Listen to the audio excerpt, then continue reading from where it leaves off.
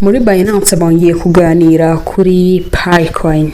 Ubundi izi exchange zikomeye nka Binance zifitemo urubuga twagereranya nka X cyangwa se Twitter, aho abakiriya cyangwa se abanyamuryango b'iyo exchange bahurira bagatanga ibitekerezo. Bashobora kuba baganira uko isoko rihagaze cyangwa se ibyabaye mu isoko. Bashobora gupostinga uko umunsi wabo wagenze ku bijyanye n'ibihombo cyangwa se inyungu.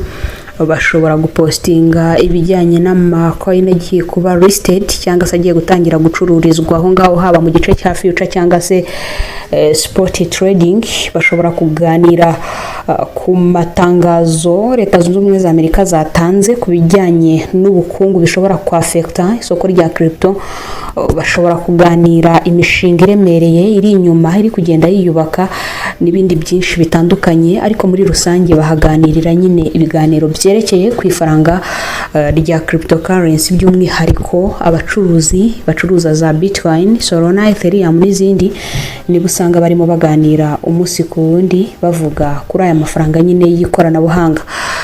Ni muri ubwo buryo rero hari umwe mu ba influencer wateruye ikiganiro kuri Pi Network, baganira ku bibazo byinshi bitandukanye birimo kwibaza ngo kuki Pi itarimo kuzamuka ngo irenge umutaru mu by'ukuri, kandi Pi kuba team irimo gutanga update nini cyangwa se iri gutanga sinyare yuko hari ikintu kinini bagiye kuba bakora kijyanye na protocol 23. Ubundi tuzi ko update za Pi zisanzwe ziza zigasanga abanyamuryango bariteguye bagahita batangira kugura iyi coin mu gihe yabitangiye kuba yazamuka bakaba bari mu nyungu, ariko ubu ngubu siko bimeze kubera ko coin ya Pi yongeye kuba yamanuka ku kigero twari dusanzwe turi kuyibonaho. Yongeyeho gato ugiye kumenya ngo ni ibiki mu buryo bwimbitse. Bayiganiriye nyine urumva ko bavuga ku mafaranga, ntago ariko yini listed muri Binance, ariko noneho iyo post nibiza kuza gukunda turaza kuza kuyibaha buri muntu wese agireyo. Ni post yagize comment nyinshi, ni post yagize abayikurikiye basa naho bazamutse ugereranije n'izindi post baganiraho, kuko nyine biba bimeze nka kuriya kuri X bigenda cyangwa se Twitter. Reka duhere ku cyo uyu mu influencer cyangwa se uyu nguyu mu bacuruzi ba crypto ariko cyane uzwi kuri Binance yagarutseho. Yibajije ati se kuki Pi Network yaba igiye kuba ikiri kujya hasi ugereranije n'uko mbere byari bimeze. Ikibazo cye yagihereye mu kwibaza ati ese Pi Network yaba iri kugerageza kwinjira mu rwego rwa blockchain zikomeye, ariko igihe yabikoreye kikaba kitari cyiza. Ni ukuvuga ngo ikibazo ucyumvishe neza, wakibaza nimba ubundi mu gusohora project za blockchain bisaba gutayiminga igihe neza. Nkuko umuhinzi avuga ati mu gihe cy'izuba ngomba kuhira kugira ngo ibintu byanjye ibyo nahinze bizabe bimeze neza, no mu gihe imvura idahari. No kuri blockchain bagomba kubara igihe amafaranga hari abantu batuye isi bayafite kugira ngo bazagure ya coin. Aha rero nawe yibajije ati se Pi Network yabiri kugerageza gushaka kuba blockchain nziza ikomeye iri mu za mbere zivugwa, ariko bakaba barabitangiye mu gihe kitari icyanyacyo.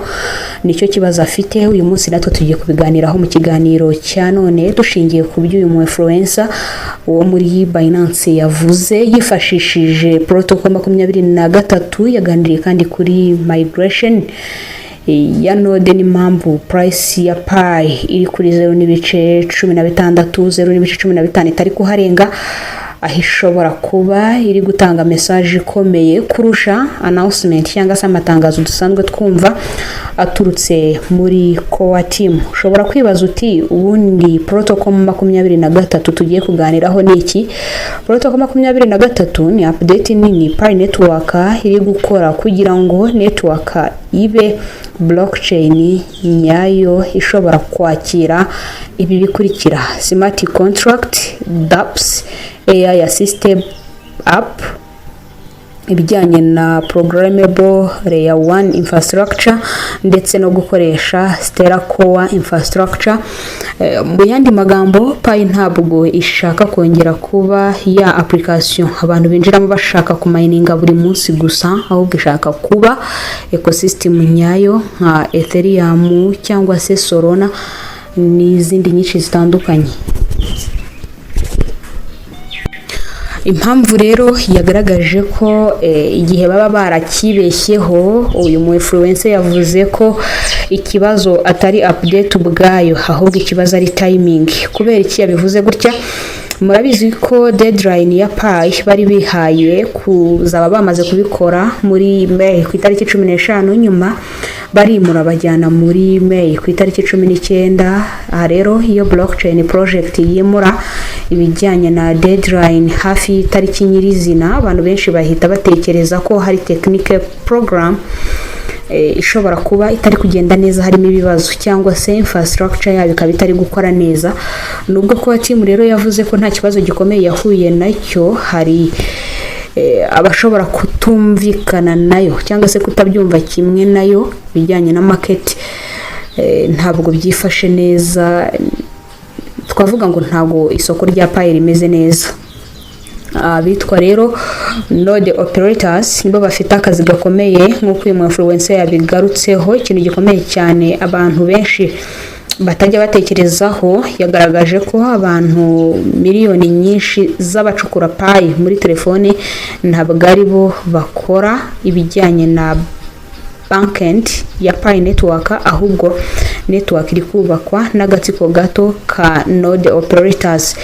Abo rero ba node operator nibo baguha ibi bikurikira: ibijyanye na syntax errors, ibijyanye na database migration problems, ibijyanye na RAM usage nyinshi, ndetse n'ibijyanye na disk IO problems, n'ibijyanye na longer startup time. Ni ukuvuga ko rero inyuma y'amatangazo meza Pi ko team igenda itanga, hari ikijyanye na technical pressure ikomeye cyane iri gukorwa kuri infrastructure yabo kugira ngo iyi protocol 23 ikunde isohoke. Ngira ngo ku muntu twatangiranye iki kiganiro wamaze kumva impamvu iyi Pi itarimo kurenga umutaru cyangwa se itari kuzamuka. Reka nanone tubirebere hamwe mu buryo bwo kugira ngo ubisobanukirwe impamvu price ya Pi itari kugenda neza. Ni ukuvuga ngo iyo umuntu avuze ko price action ya Pi iri kuvugwa n'abantu benshi, nubwo Pi rero iri gukora ibijyanye na update nini ko team iri kubishyiramo imbaraga, token iri kuguma hafi ya 0.16. Nta blackout yabayeho. Mu bijyanye n'isoko blackout ifite ikindi sobanuye, ariko ibyo twari tuvuze bivuze ko abitwa buyer baza cyangwa se babandi bagura baza kuri 0.15. Iyo Pi hageze babandi bagura bahita batangira kugura, ubwo barimo bashaka gufata icyo twita resistance zone, wa murongo ucibwa hejuru ku gice cyo hejuru, kugira ngo bakomeze bapushinge ya coin izamuke. Ariko noneho abo bayo bamaze kuzamo, igihe cyose price cyangwa se igiciro cya Pi kigeze kuri 0.16, ubwo ni $, abitwa ba sellers nabo bahita baza ari benshi bakarusha imbaraga baba buyers, hanyuma igiciro kikongera kikamanuka kugeza ubwo ashobora kuza kubamo kumanuka gukabije cyangwa se crash ku bantu bari babitse za coin bagatangira kwinjira mu gihombo. Ni ukuvuga ko rero market itarizera neza ibijyanye na protocol 23 izahita ihindura ibintu byose mu gihe baba bamaze kuyizera. Nibyo twatangiriyeho tuvuga tuti murabizi neza ko iyo hari kwegereza kuba habaho update muri Pi network, hakunda kubaho ko coin yabizamuka, ariko muri iyi minsi ntabwo biri gukunda kubera ko abantu bari gutinya ko yatari kibihaye ishobora kugera ntihagire ikintu gihinduka, kubera ko ubundi update yakagombye gusiga Pi iri hejuru cyane mu bushorishori, hafi no kugera ku $, kubera ko ni kuvuga nyine ko hari ikintu gikomeye cyane gihari kiri gutuma abantu batinya kugura. Abari kugura ari bake, yazamuka akantu gato abagurisha bagahita bikuba kabira bari baguze, igiciro n'ubundi kikongera kigasubira hasi cyane. Rero reka turebere ibijyanye na level z'ingenzi nk'uko yagiye abigaragaza, yabyerekanye mu buryo n'ubundi bwa chat.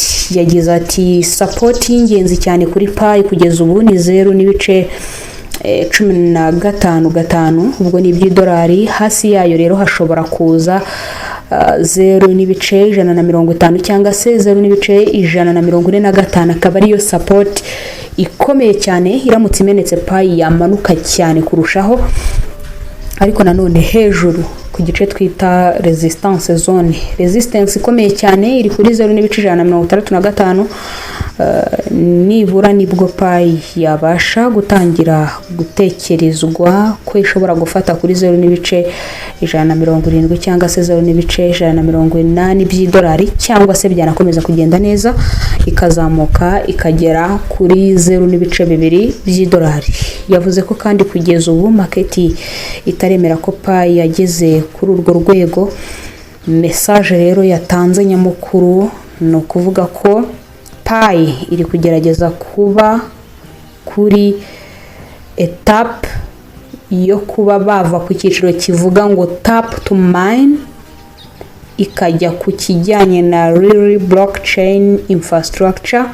Ariko ikibazo nuko market itaremera izo mpinduka, ntago abatunze pi bari kwemera izo mpinduka. Abantu benshi rero baracyareba pi nka app yo gucukura, abantu ntabwo barayifata nka blockchain ecosystem ikomeye. Nibyo navuze nti habaye hariho gusobanukirwa ko pi hari igihe igiye gukora ibintu byayo, abantu bakifata kugurisha izi coin. Ariko se nanone nibifata zikaza kuza kwibwa, ko twabibonye ko muri wallet umuntu agusangamo agatwara pi zose wari ufite, impinduka ziraza kubizihe.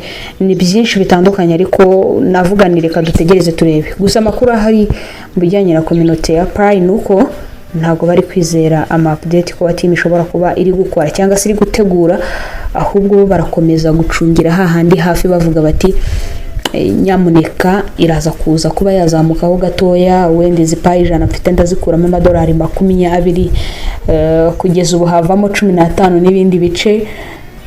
Hanyuma ninza kuza kuzikuramo aya madolari 30 nibwo ndi bugurishaho kugira ngo mfate ayandi 15. So nukuvuga ngo buri muntu wese ari gutagetinga avuga ati se ko nawe urushye mining pi 1000 ubu none hanzigurishije navanamo zingahe.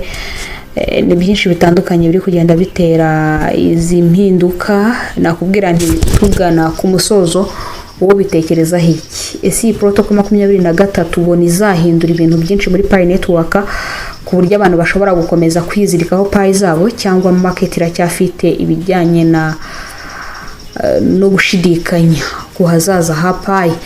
Urandika igitekerezo cyawe muri comment box. Hanyuma niba wakunze aya makuru, ushaka kugumya gukurikira ibijyanye na pi network, ibijyanye na crypto ndetse na technologies zigaruka kuri blockchain, uraza gukanda subscribe, ushyireho like ku kiganiro, hanyuma usharinge, ubundi duhure mu bindi biganiro turushaho kugutegurira. Ikiganiro nk'iki ntabwo kiba kigambiriye ko ushora imari, ahubwo kigambiriye ko ugira byinshi usobanukirwa, ukongera ubumenyi mu isi ya crypto. Wakoze cyane kutwumva, Imana ikurinde.